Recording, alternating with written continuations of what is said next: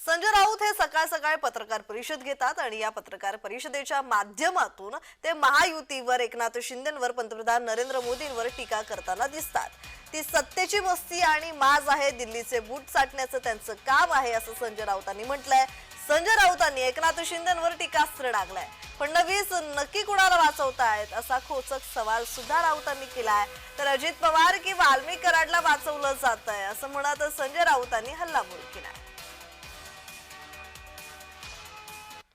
दिल्लीचे बूट चाटणं, बरं का, दिल्लीचे बूट चाटणं, महाराष्ट्राला खड्ड्यात घालणाऱ्यांच्या बाजूने उभे राहणं, हे जर मोठं कार्य असेल तर ही आताचा जो गट आहे शिंद्यांचा तो ते करते। आम्ही स्वाभिमानाने उभे राहिलेलो आहोत। अटल बिहारी वाजपेयी जे असतील, अडवाणी जे असतील, त्यांच्याबरोबरचे आमचे काय संबंध होते हे यांनी समजून घेतलं पाहिजे। आणि आता जे कोणी हे फडफड करतायत, बरं का, पाळलेले पोपट, तर त्यांना हा बोलण्याचा अधिकार नाही। त्या सगळ्यांनी हिंदुहृदय सम्राट बाळासाहेब ठाकरे यांच्या शिवसेनेची शक्ल उडवून महाराष्ट्राचं प्रचंड नुकसान केलेलं आहे। हे काल ज्या पद्धतीनं अमित शहा महाराष्ट्रात आले आणि माननीय शरद पवार साहेबांना, उद्धव साहेबांवर बोलले आणि बोलून गेले, पिचकाऱ्या टाकून गेले, हे जर यांना मान्य असेल ना, हे जर त्यांना मान्य असेल तर हे महाराष्ट्रद्रोही लोक आहेत।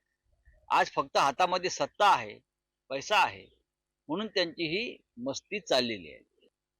फडणवीस साहेबांनी सांगितले तुमच्या कोणालाही सोडणार नाही, म्हणजे कराड सोडून सगळ्यांना मी अटक करीन आणि कारवाई करेन। वाल्मिकी कराड यांचं आणि देवेंद्र फडणवीस यांचं नक्की काय नातं आहे याच्यावरती आता एखादी SIT नेमावी लागेल, ती नातं तपासण्यासाठी।